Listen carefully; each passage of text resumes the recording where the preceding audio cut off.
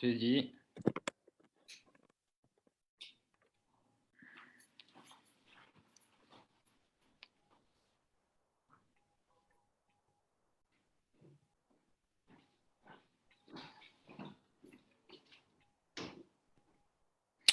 Bonjour à tous. On est en live avec Moti Likvornik.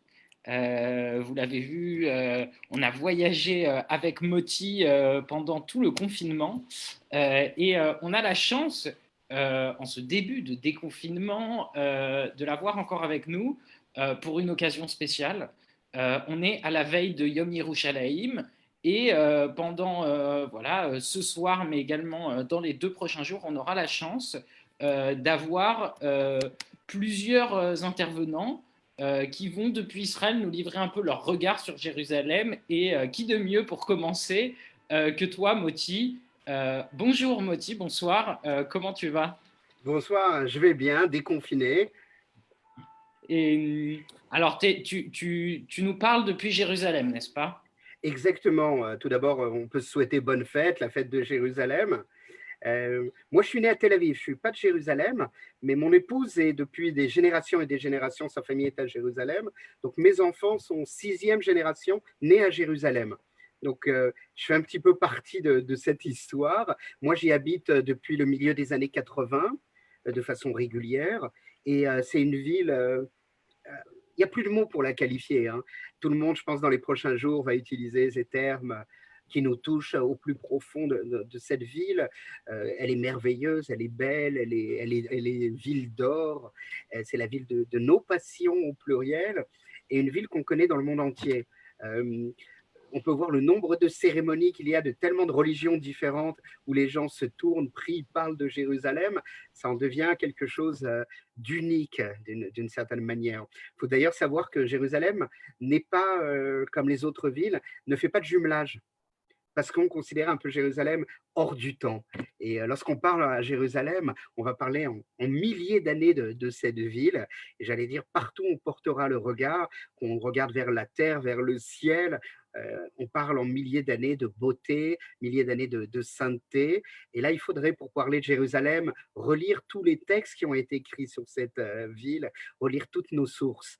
Et c'est vrai qu'on vient se promener à Jérusalem, c'est tout d'abord une promenade qu'on peut faire avec sa personnalité. C'est-à-dire quelqu'un arrive à rechercher le judaïsme et là vous êtes au cœur du message juif. Et on ne peut pas vivre Jérusalem sans le judaïsme, on ne peut pas vivre le judaïsme sans Jérusalem. C'est-à-dire que Jérusalem apparaît dans toutes les sources juives, de la Bible jusqu'au Talmud sans arrêt. On se pose des questions sur Jérusalem, sur le temple. Lorsqu'on se promène, on va à la promenade, qui est un lieu merveilleux où on voit tout Jérusalem. C'est à côté de chez moi. On peut être vraiment sur les traces d'Abraham, notre patriarche, qui prend son fils Isaac, qui marche vers le mont Moria. Lorsqu'on s'approche, on a les murailles de la vieille ville, on a toute cette vieille ville où à chaque mètre, on peut rencontrer Yehuda, Lévi, rêvant de Jérusalem et arrivant dans la ville. On peut rencontrer tous nos poètes, tous nos maîtres, tous nos sages qui sont venus, qui ont rêvé Jérusalem. Et bien sûr, j'allais dire, le moment qu'on attend tous dans notre vie, c'est d'être devant un mur, ce qui est bizarre quand même, hein, parce qu'en fin de compte, on va devant un mur qu'on appelle le kotel en hébreu, qui est qu'un mur. Nous, on est un peuple où on a amené au monde entier une chose, c'est qu'il ne faut pas croire dans les idoles. Et d'un coup, on s'arrête devant des pierres.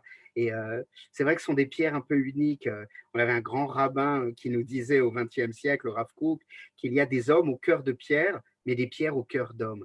Et je crois que quand on vient, j'allais dire comme pèlerin juif, mais je ne l'utilise pas au sens religieux même. Certains vont venir avec beaucoup de foi, d'autres vont venir avec une histoire qui a été créée par toutes les générations pour venir pour toucher des pierres et qui nous rappelle justement cette histoire millénaire et cette histoire aussi récente avec même les soldats qui arrivent en 1967. On n'est pas un peuple militariste, on n'aime pas ça. J'en fais pas partie des militaristes de par le monde, mais on est tous émus de savoir qu'il y a des jeunes soldats qui sont arrivés, qui ont pris cet endroit, qui ont libéré, si vous voulez, et qui se sont mis à pleurer, quoi, pas à tirer en l'air, pas, ils ne sont pas comportés comme des militaires, mais j'allais dire, ils sont devenus à leur tour des poètes juifs, comme un peu nous tous, quoi, en étant à Jérusalem. Et il y a Et alors, donc j'imagine que tu as vu passer plein de gens différents. dans la vieille ville, dans Jérusalem, comme ça, c'est une ville qui attire des gens très très différents. Complètement, quoi. Alors, les gens viennent, comme je te disais, avec leur foi. Ils savent déjà presque à l'avance comment ils vont vivre Jérusalem, mais même avec tout ce qu'ils ont lu, ils arrivent et sont surpris par la beauté, par la lumière surtout de Jérusalem, qui a cette lumière tellement extraordinaire. Alors moi, j'ai eu la chance de voir, de vivre des moments en guidant.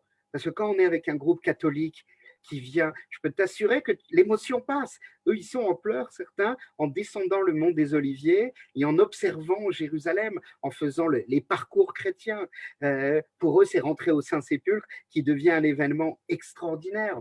Imagine avec des protestants qui viennent, qui eux, bon, ne sont pas attirés par les églises, mais qui vont voir même le mur avec leurs yeux. Et j'allais dire, dans leur cœur, ils ont une histoire qui est la même que nous et qui est tellement différente que la nôtre. Tu as des pèlerins musulmans. Une fois, je suis arrivé devant le mur le soir et il y avait un monsieur avec son fils habillé, mais façon musulmane, j'allais dire un peu à l'afghane comme ça. Et d'un coup, je les entends parler, ils parlent français.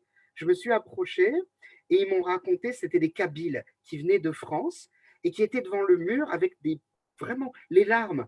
Et il me disait, tu sais, pour nous, c'est pas notre lieu saint, mais c'est notre lieu saint parce que les Juifs y vont, et parce qu'on est frères, et parce que nous, on a nos lieux saints. C'est-à-dire qu'on a trouvé d'un coup un point commun qui nous a amené les larmes aux yeux, comme si on était là depuis toujours et qu'on vivait à Jérusalem pour attendre ce moment.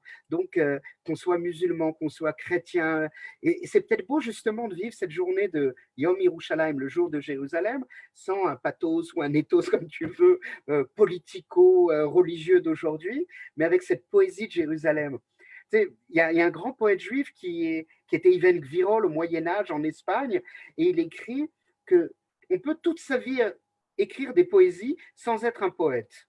Mais si on écrit une fois dans sa vie une poésie sur Jérusalem, on devient un grand poète. Alors je crois qu'en se promenant ici, nos pieds, nos mains, notre cœur s'attachent justement à cette poésie de Jérusalem qui est unique. Merci beaucoup. Juste peut-être un mot, parce que toi, tu vis aujourd'hui sur la Jérusalem dans laquelle tu vis toi au quotidien. Tu vis pas dans la vieille ville, j'imagine. Non, Euh, c'est une Jérusalem qui bouge, qui est différente de la Jérusalem de la vieille ville. complètement. C'est-à-dire qu'il y a la Jérusalem qui est, pour les juifs, les chrétiens, les musulmans, la ville sainte, les lieux saints, et le reste de la ville. On est 900 000 hein, quand même à Jérusalem. Donc dans cette ville, moi j'habite dans un quartier, je regarde d'un côté, je regarde le désert, je vois la Jordanie de chez moi, je vois la mer morte. Je regarde de l'autre côté, à 5 minutes de chez moi, il y a une vue qui s'ouvre sur tout Jérusalem. Donc c'est vrai qu'on est toujours pris. Et de temps en temps, même si j'y passe tous les jours, tu vois, tu t'arrêtes et tu as ce sentiment que tu vis quelque chose d'extraordinaire. Et il y a le reste de la ville qui est passionnante. Il y a un marché, le Machane Yehuda, que ce soit de jour ou de nuit. Il y a ces quartiers, il y a les vieilles maisons. Tu peux te promener, tu trouves la maison du philosophe Martin Buber. Tu trouves les maisons de tous ces grands personnages qui ont vécu ici.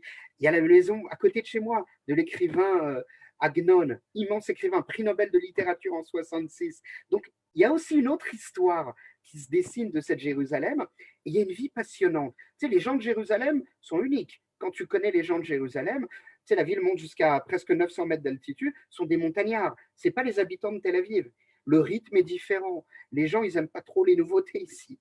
Quand tu changes une route ou si jamais dans une rue, tu changes le sens de la circulation, les gens sont perdus. Moi, ma belle-mère, qui est une femme extraordinaire, elle me dit tiens, je vais prendre la nouvelle route. J'ai dit c'est la nouvelle route, elle a 25 ans.